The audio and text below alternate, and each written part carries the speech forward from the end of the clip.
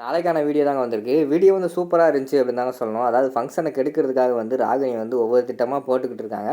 அத வந்து இந்திரா வந்து முறியடிச்சுக்கிட்டே இருக்காங்க அப்படின்னு தாங்க சொல்லணும். அதெல்லாம் பார்க்கறதுக்கும் நம்ம சேனல மட்டும் மறக்காம லைக் அண்ட் சப்ஸ்கிரைப் மட்டும் பண்ணிருங்க. ஃபர்ஸ்ட்டு எடுத்தோனே நம்ம இந்திராவோட அம்மா, அப்பா வந்து வர்ற மாரி காட்டுறாங்க. அவங்க வந்த உடனே நம்ம ஜெயாவும், ராமச்சந்திரனும் போய் வந்து வெல்கம் பண்ணுறாங்க. வாங்க சம்பந்தி இப்போ தான் வாரீங்களா அப்படிங்கிற மாதிரி சொல்கிறாங்க. ஆமாம் சம்பந்தி கொஞ்சம் லேட் ஆகிடுச்சு தப்பான எடுத்துக்காதீங்க அப்படின்னு சொல்லிட்டு கையிலேருந்து ஏதோ கிஃப்ட் மாதிரி செயின் மாதிரி கொண்டு வந்திருக்காங்க. அதை ஓப்பன் பண்ண போகிறாங்க. அந்த நேரத்தில் வந்து ராகினி வந்து வந்துடுறாங்க. வாங்க வாங்க கிளம்பி வந்துட்டிங்களா ஓய்ஸ்வர் திங்கிறதுக்கு அப்படிங்கிற மாதிரி வந்து கிண்டல் பண்ணுறாங்க. அதை கேட்டவொடனே நம்ம இந்திராவுக்கு வந்து பயங்கரமான கோவம் வந்துடுது. எப்பட்றா இவங்க வந்து நம்மளோட அம்மாவை வந்து இப்படி அவங்கள அசிங்கப்படுத்த போச்சு அப்படின்னு சொல்லிட்டு டக்குன்னு இறங்கி எங்கள் அம்மா அப்பாவுக்காவது இந்த வீடு இல்லைன்னா போய் தங்குறதுக்காக வேறு வீடு இருக்குது. ஆனால் சில பேருக்கு இந்த வீடை விட்டு வெளியில் அனுப்புனா அவ்வளோதான் அப்படிங்கிற மாதிரி கிண்டல் பண்ணுறாங்க. அதை கேட்டவொடனே ராகினிக்கு வந்து மூஞ்சில் அடித்த மாதிரி ஆயிடுச்சு. ஏய் சும்மா இருக்க மாட்டியா அப்படிங்கிற மாதிரி வந்து ராகினி சொல்கிறாங்க. ஆமாம் எங்கள் அம்மாவை நீங்கள் இப்படி சொன்னீங்கன்னா நான் அப்படி தான் சொல்லுவேன் அப்படிங்கிற மாதிரி சொல்கிறாங்க. இந்த பக்கம் பார்த்தா காவியா வந்து இந்திராவை இந்திரா அமைதியாக ரெடி அவங்க தான் சொல்லிட்டு போட்டோம் பேசாமல் ரெடி அப்படிங்கிற மாதிரி சொல்கிறாங்க. அக்கா எப்படிக்கா சொல்கிற நம்ம அப்பா அம்மா வந்து கேவலப்படுத்துகிறாங்க அதை எப்படி நம்ம சும்மா இருக்க முடியும் அப்படிங்கிற மாதிரி சொல்லிகிட்டு இருக்காங்க. அந்த நேரத்தில் வந்து ஜெயா வந்து அமைதியாக இருங்க ஃபங்க்ஷன் நடந்துட்டால் போதும் ஏதாவது ஒரு பிரச்சனை வந்துடும் அமைதியாக இருங்க எல்லாரும் அப்படின்னு சொல்லிட்டு அமைதியாக்கிடுறாங்க. அடுத்து டக்குன்னு சுப்பிரமணி வந்து கையிலேருந்து பேக்கை ஓப்பன் பண்ணி சம்பந்தி எங்களால் முடிஞ்ச அளவு ஏதோ சின்ன செயின் எடுத்துகிட்டு வந்திருக்கோம் சம்பந்தி இது நீங்களே வந்து பேரனுக்கு போட்டு விடுங்க அப்படிங்கிற மாதிரி சொல்கிறாங்க. சரின்னு சொல்லிட்டு செயின் வாங்கி பார்க்காங்க. செயின் சூப்பராக இருக்கே சம்பந்தி அப்படிங்கிற மாதிரி சொல்லிகிட்டு இருக்காங்க. கடைசியில் அதை வந்து ராகினி வாங்குறாங்க. கொடுங்கம்மா செயின் அப்படின்னு சொல்லிட்டு செயின் வாங்கி பார்த்துட்டு இந்த செயின் நல்லாவே இல்லையே இது தங்கமோ தகரமோ இல்லைன்னா எங்கேயோ ஆட்டையை போட்டதோ அப்படிங்கிற மாதிரி சொல்லிகிட்டு இருக்காங்க. அது கேட்டவொன்னே இந்திராவுக்கு வந்து பயங்கரமாக கோவம் வந்துடுது. இங்கே பாருங்கள் தேவையில்லாமல் எங்கள் அம்மா வந்து கிண்டல் பண்ணாதீங்க.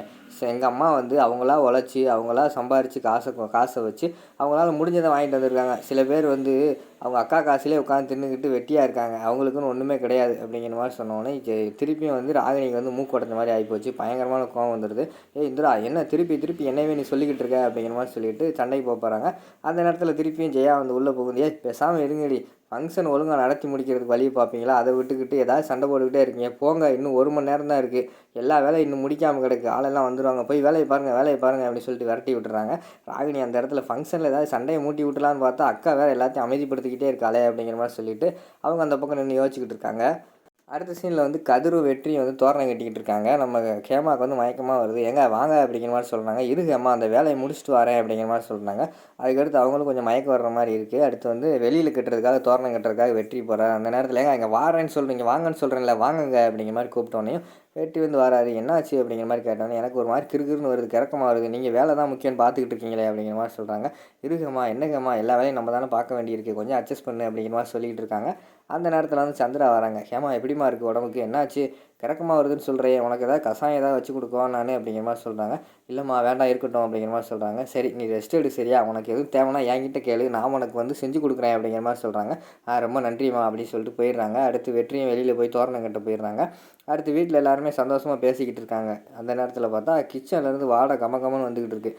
அந்த நேரத்தில் வந்து கதிர் வந்து கேட்காரு அப்பா வெளியில் வந்து கமகமன்னு அதாவது சமையல் வாசம் வருதுப்பா கேட்ரிங் வேலையெல்லாம் ஆரம்பிச்சிட்டாங்க போலையே அப்படிங்கிற மாதிரி சொல்லிகிட்டு இருக்காங்க. என்னடா ஃபங்க்ஷனே ஆரம்பிக்கல அதுக்குள்ளே கேட்ரிங் எல்லாம் வேலையை ஆரம்பிச்சிட்டாங்கன்னு சொல்லிகிட்டு இருக்க அப்படிங்கிற மாதிரி சொல்லிகிட்டு இருக்காங்க. அடுத்து வந்து ராமச்சந்திரன் சொல்கிறாரு டேய் வெளியில் வாசம் வரலடா நம்ம கிச்சனில் இருந்தாண்டா வருது என்னென்னு போய் பார்ப்போம் வாடா அப்படின்னு சொல்லிட்டு உள்ளே வந்து பார்க்காங்க. உள்ளே பார்த்தா நம்ம இந்திரா வந்து கேசரி கிண்டிக்கிட்டு இருக்காங்க. கேசரி கிண்டுறதை பார்த்தோன்னே அம்மாடி இந்திரா என்னம்மா இது பண்ணிக்கிட்டு இருக்க அப்படிங்கிற மாதிரி வந்து ராமச்சந்திரன் கேட்காங்க. ஆமாம்மா என்னால் முடிஞ்சது வர்றவங்களுக்கெல்லாம் இனிப்பு கொடுக்கணும்னு ஆசைப்பட்டேன் அதனால தான் நான் வந்து செஞ்சுக்கிட்டு இருக்கேன் அப்படிங்கிற மாதிரி சொல்கிறாங்க. அப்படியா ரொம்ப நல்லதுமா இன்னும் கொஞ்சம் சீக்கிரமாக செஞ்சு முடியும் சரியா ஃபங்க்ஷன்லாம் ஆரம்பிச்சிருச்சு அப்படிங்கிற மாதிரி சொல்கிறாங்க. சரிம்மா நீங்கள் போங்க நான் பின்னாடியே வந்துடுறேன் அப்படிங்கிற மாதிரி சொல்லிட்டு இந்திரா வந்து கிண்டிக்கிட்டு இருக்காங்க. அந்த நேரத்தில் ராகினியும் கதிர் வந்து பிளான் போடுறாங்க. ராகினி வந்து சொல்கிறாங்க டேய் கதிர் இந்திராவை நம்ம எப்படியாவது ஏதாவது செஞ்சலான்னு பார்த்தா அவள் பயங்கரமாக ஸ்கோர் பண்ணிக்கிட்டு இருக்காளே அப்படின்னு சொல்லிட்டு அவங்க அந்த இடத்துல யோசிச்சுக்கிட்டு இருக்காங்க. உடனே கதிர் வந்து சொல்கிறாங்க சித்தி ஏதாவது செஞ்சு இதை வந்து கெடுத்து விடுங்க அப்படிங்கிற மாதிரி சொல்கிறாங்க. சும்மா விடக்கூடாது ஏதாவது செய்யணும் அவள் வெளியே போகட்டும் ஏதாவது செய்வோம் அப்படின்னு சொல்லிட்டு யோசிச்சுக்கிட்டு இருக்காங்க. கொஞ்சம் நேரம் கழித்து பார்த்தா இந்திரா வந்து எல்லா வேலையும் முடிச்சிடுறாங்க. உடனே ராமச்சந்திரன் வந்து கூப்பிட்றாங்க அம்மாடி இந்திரா வாமா போதும் அப்படின்னு சொல்லி கூப்பிட்றாங்க. இந்த வாரம் வாமா அப்படின்னு சொல்லிட்டு அவங்க வெளியில் போகிறாங்க. அந்த நேரத்தில் வந்து நம்ம ராகினி வந்து உள்ளே போகிறாங்க. நீ கேசரியா கிண்டி வச்சுருக்க அப்படின்னு சொல்லிட்டு கிச்சன்லேருந்து லெமன் இருக்குல்ல எலுமிச்சம்பழத்தெல்லாம் எடுத்து நிறைய புழிஞ்சு விட்டுறாங்க. புழிஞ்சு அதை கிண்டியெல்லாம் விட்டுட்டு வெளியே வந்துடுறாங்க. டேய் லெமனை புழிஞ்சு விட்டாச்சு எல்லாருமே வந்து இனிப்பு சாப்பிடுவோன்னு நினச்சி சாப்பிடுவாங்க. ஆனால் அவங்க வாயில் புளிப்பாக இருக்கும். அதை பார்த்தோன்னே அக்கா கிட்ட சொல்லுவாங்க அக்கா எரிஞ்சு விழுக போகிறா பாரு அப்படிங்கிற மாதிரி சொல்லிவிட்டு அவங்க பிளான் போட்டுக்கிட்டு இருக்கிற மாதிரி காட்டிக்கிட்டு இருக்காங்க.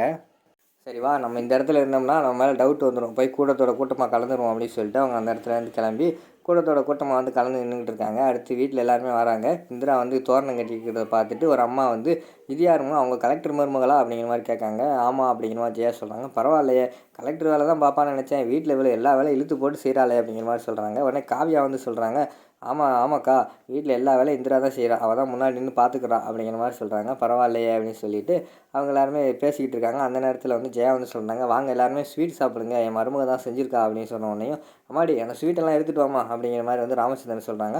இந்த போகிறேன் மாமா, போய் எடுத்துகிட்டு வரேன் அப்படிங்கிற மாதிரி சொல்லிட்டு போகிறாங்க. அந்த நேரத்தில் வந்து உள்ளேருந்து சந்திரா வராங்க.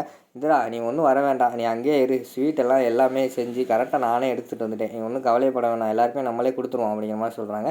சரின்னு சொல்லிட்டு எல்லார்ட்டையுமே ஸ்வீட் கொடுக்காங்க. எல்லாருமே வந்து கேசரி சாப்பிட்டுக்கிட்டு இருக்காங்க. நம்ம ஜெயா வந்து வாயில் வச்சோடனையும், இந்திரா இது யார் பண்ணது அப்படிங்கிற மாதிரி கேட்காங்க. நான் தான் அத்தை அப்படிங்கிற மாதிரி சொன்னோன்னே ராகினி வந்து சரி வசமாக மாட்டிக்கிட்டா அப்படிங்கிற மாதிரி நினச்சிக்கிட்டு இருக்காங்க. நீ பண்ணையா இல்லைன்னா வேறு யாரும் பண்ணாங்களா அப்படிங்கிற மாதிரி சொல்கிறாங்க. நான் தான் அத்தை பண்ணேன் அப்படிங்கிற மாதிரி சொல்கிறாங்க. ஏதோ எக்ஸ்ட்ரா போட்டிருக்கே அப்படிங்கிற மாதிரி சொல்கிறாங்க. இல்லை அத்தை, வழக்கமாக போடுறது பாதாம் முந்திரி இதெல்லாம் தான் போட்டேன் அப்படிங்கிற மாதிரி சொல்கிறாங்க. என்ன அத்தை என்னாச்சு அப்படிங்கிற மாதிரி கேட்காங்க. இல்லை கேசரி வந்து சூப்பராக இருக்கே அப்படிங்கிற மாதிரி சொன்னாங்க. ராகினிக்கு வந்து என்னடா அது கேசரி சூப்பராக இருக்குன்னு சொல்கிறா, எலுமிச்சம்பழத்தை புளிஞ்சமே அப்படின்னு சொல்லி யோசிச்சுக்கிட்டு இருக்காங்க. அதான் என்னத்த சொல்கிறீங்க அப்படின்ட்டு கேட்காங்க. ஆமாம் கேசரி சூப்பராக இருக்குது, நல்லாவே பண்ணியிருக்கேன் அப்படின்னு நல்ல பேர் எடுக்காங்க. அந்த பக்கம் ராகினிக்கு வந்து வயிறு எரிஞ்சுக்கிட்டு இருக்குது. அதோட பார்த்தீங்கன்னா இந்த எபிசோட வந்து முடிச்சிடுறாங்க.